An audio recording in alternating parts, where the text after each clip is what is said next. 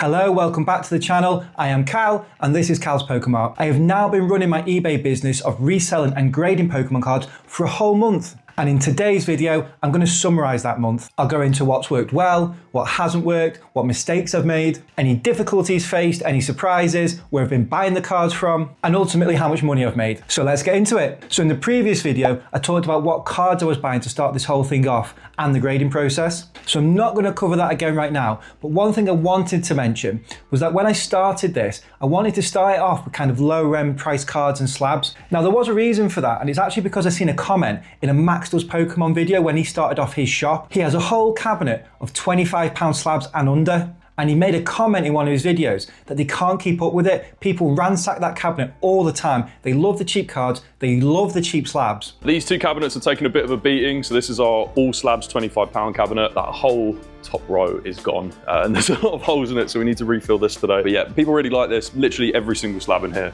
is £25. And that got me thinking, most people in the Pokemon hobby are just normal people with normal budgets. Not everyone can afford hundreds or thousands of pounds on massive grading cards, sealed products, all that kind of stuff. All the big sales you see these social media stars doing and making, that's a very small percentage of the actual Pokemon community. Most people are collecting on a budget, just like myself. So all the cards and slabs I started with, none of them were over £60. I wanted them to be accessible to as many people as possible. And that's something that I want to continue doing going forward. Yes, I might have the odd expensive slab or card here and there, but mainly I want it to be affordable for the wider Pokemon community. So let's move through weeks 1 to 4 now, one at a time, see what went well and what lessons have been learned, because there's been a few.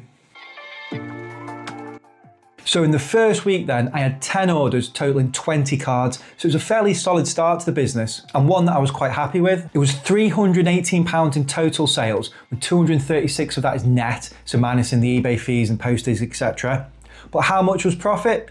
Only £5. And why was it only £5? Well, here's where I started to learn my first lessons. First one was on postage. Now initially, I wanted to put free postage on everything to make it easy and more appealing to people to buy, but I soon realized you just cannot do that with lower end cards. It just completely eats into all your margins. So after a few sales of singles and slabs where I covered the postage, I quickly had to change it. I changed all the smaller cards to just regular £1.55 eBay postage, and anything a bit bigger to the £2.85 tracked. And only on the more expensive slabs did I leave the postage free, because obviously there's a little bit more margin there. On the lower cards, you just cannot do that. It obliterates your profits. So if I'd have done the postage right from the start, I probably would have made another £10 to £15 profit in that first week. The second lesson learned in this first week was my grading returns. Now, in my eagerness to get some submissions off to Ace so I could get some grading cards back to start this business with, I was definitely too relaxed with my own pre-grading process. I sent a lot of cards in hope of getting a 10, rather than knowing that they actually had a really good chance. And when those first couple of submissions came back and I only had a 50% gem rate in them, that means I had a lot of cards that didn't manage to get a 10. And every time one of those slabs sold, it incurred a big loss. Every single slab that I sold that was a 7, 8 or a 9, they were incurring anywhere between sort of like a £7 to £10 loss on each one. Now I still wanted them to sell because I wanted some money back to be able to use it again, but it just absolutely crippled any profit margins I had. And that made me realize going forward that I couldn't be as gung-ho with my submissions. I really needed to be a lot stricter with what I'm sending in. Now this isn't new news to anyone, it's not rocket science, but when you're so eager to get cards sent off and you're just hoping they get a 10, it's just not the right way to do it. So week 2 then.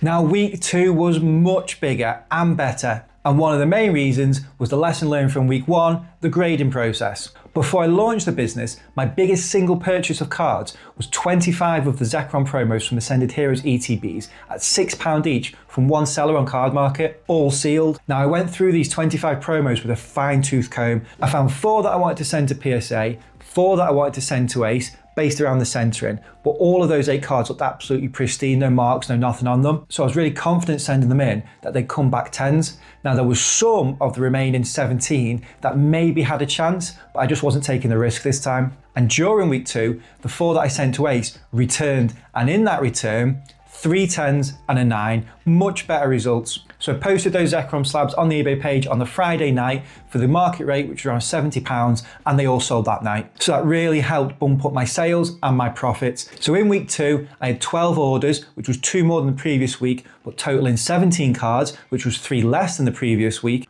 but with a gross income of £476 and 379 of that is net. totaling in a humongous £78 profit. Now that was much better than the £5 from the previous week, but it's still not big numbers because I'm still incurring losses on some of the older slabs that came back from grading that weren't 10s. And I also realised that I'm incurring losses on all the singles that I'm selling. So all the singles that I'm buying at market value, checking them for grading, and then deciding that they aren't worth sending off to grading, I then can only resell them at market value. But when you do that on a business page, then you're incurring fees as well. So then straight away you're at a loss. Now I got lucky with some of the cards that I bought, like the Dittos from Crown Zenith. I bought 5 of them, none of them were good enough for grading. But during the time I had them, the prices went up. So when I sold them for the new market value, I didn't lose money. But I wasn't so fortunate with a bunch of the other cards I bought. So that made me realize that I can't keep buying things at market value in bulk, because when I come to sell them, I'm just losing money on all the singles. So that made me think, instead of buying bulk card lots blind off places like Card Market and hoping there's good ones to grade in there, I need to actually see the cards in person first. So that takes into week 3, where I started to go to some card shows. So into the 3rd week then, and this was a much quieter week. I didn't have any more cards coming back from grading, and it was the first time I hit a loss. So only 7 orders, totaling 7 cards in total, which was £139 gross and £102 net, totaling a whole £2 loss. So it's not the end of the world, only £2, but a loss is a loss. It's a red mark against my name for that week. So out of those 7 cards, only 2 of them were 10s, but all the rest were singles or cards that didn't hit a 10 that all incurred losses for me. And the margins on the cards that are 10s, because they're cheaper, are quite small. So you're only making a little bit on those ones. And then as soon as you incur a few more losses, it just eats into it straight away. But I did hit up a couple of card shows. I went to the Shrewsbury card show earlier in the month, and then the Chester card show in week 3. And at these card shows, I'm trying to find cards to grade that I can physically sit there, check in person, have a good look in the light, check the backs, check the fronts, all that kind of thing, check the centering, and hopefully find some good ones that I can send off in confidence that they'll come back a 10, rather than buying blind off Card Market or eBay and hoping they're going to get a 10. But even that's not as easy as it seems. Card shows are really difficult for actually finding cards to grade. They are there, it's just not easy to find them. 1, all the vendors check their cards to see if they've got anything to send off for grading to increase the value for themselves. 2, there's other people there trying to do the exact same thing as me. They're all looking for clean cards as well. And 3, they're just so busy. It's so difficult to really get in, find a card in a binder, have a good look at it. You're getting crowded around. You feel like you need to move on a little bit. It's just quite awkward to do it, but it is doable. And from those 2 card shows, I found 11 cards that I want to send off for grading. But here's where the problem lies. Stood there at a vendor's table trying to pre-grade a card, yes, you can have a good look at it, but are you really having that close of a look at it? Because when I got home and checked them again under a very close light, they weren't all good enough to send off. Out of the 11 that I picked up, I think I decided actually only 5 were good enough to send off. Now I got lucky on one of the purchases though. I picked up the Darkrai V-Star for £50, looked so clean at the vendor's table. When I got it home and checked under the light, there's a tiny little white mark, not on the corner, but on the surface on the back. And I thought, you know what? I'm not taking the risk. I'm not sending it in. But when I checked the price, by the time I bought the card to when I was sat at home checking it, it had gone from £50 to £80. So instead I just listed that one on eBay and took some profits there. You know, that's a lucky situation though. That won't happen with every card I buy at market price. So this whole thing of trying to buy cards at market price to find for grading, I realized that it's holding me back really. And what I need to do is get on Facebook Marketplace and try and buy a job lot at reduced market percent. If you can buy cards at reduced market percent, just like vendors do, then you're onto a winning form there, aren't you? And I was lucky enough to do just that at the back end of week 3. I seen a post go up on Marketplace local to me of 51 cards that he was selling for £280. Now I priced them up and I got them at 350 market value. So I thought, you know what, I'll be cheeky and I'll offer 200 and see where it goes. And I was in luck. He came back with a counter offer of 220 and I instantly accepted. Now there was no big hitters in this job lot, but there was a nice selection of illustration rares, full art, a couple of special illustration rares and some promos, all really modern, Ascended, Destined Rivals, Perfect Order, stuff that's popular and hot at the moment. So I thought getting these at 60% of market value, I'm onto a winner here, surely this is a no loss. And that takes us into week 4.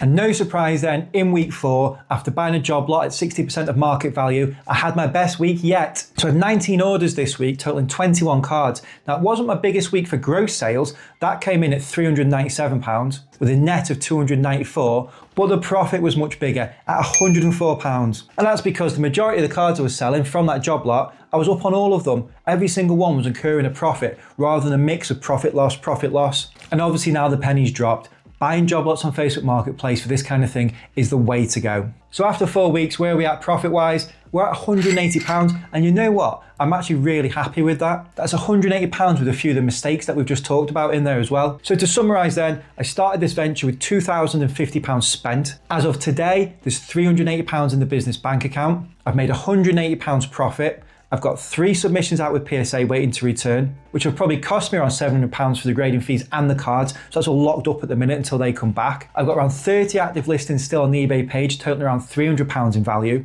I've got 9 cards that I'm waiting to send to Ace for grading, but their submissions have been closed for the whole week. And I've still got 16 cards to list from the job lot that I picked up. I haven't actually got around to putting them all on the page yet. So all in all, things have been churning over quite nicely. I've got money in the bank, cards out for grading, cards waiting to go to grading. I'm going to try and hit up some more card shows across the Northwest the next couple of months to try and find some more things for grading. And I'm just going to be keeping my eyes out on Facebook every single day to find the next job lot that I can pick up. And the goal with this in month 2 is to beat the £180 profit I made in month 1. So if you're interested to see if I can manage that, then please like, subscribe, and I'll see you in the next one.